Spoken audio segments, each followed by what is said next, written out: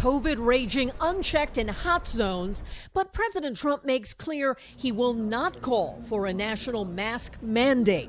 No, I want people to have a certain freedom, and I don't believe in that, no. And I don't agree with the statement that if everybody wear a mask, everything disappears. After only one public donning of a mask, he sends another mixed signal. I'm a believer in masks. I think masks are good. But just as quickly, he attacks his own top doctors over early advice before mask benefits were widely embraced. Hey, Dr. Fauci said don't wear a mask.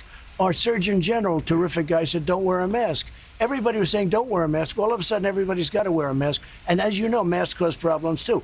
Campaigning in rural Wisconsin Friday, Mike Pence masked up at a dairy farm and promised a breakthrough. Before the end of this year, we're going to have a vaccine and we're going to put this coronavirus in the past. But President Trump is getting low marks for his handling of the pandemic. Just 38% approval in a new poll by ABC. 60% disapprove. One top White House official argues the president should again lead briefings on coronavirus. His approval rating on the pandemic was higher when he was at the podium. It was 51% in March. And I think people want to hear from the President of the United States.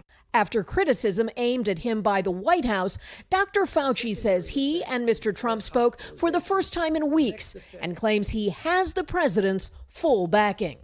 I do. I believe I do. I spoke to the president about that. I believe I do.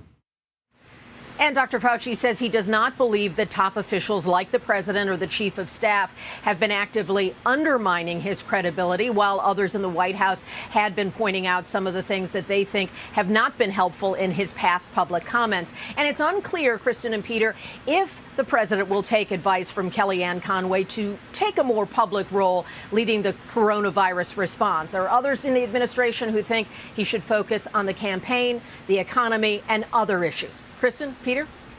NBC's Kelly O'Donnell at the White House. Kelly, thank you.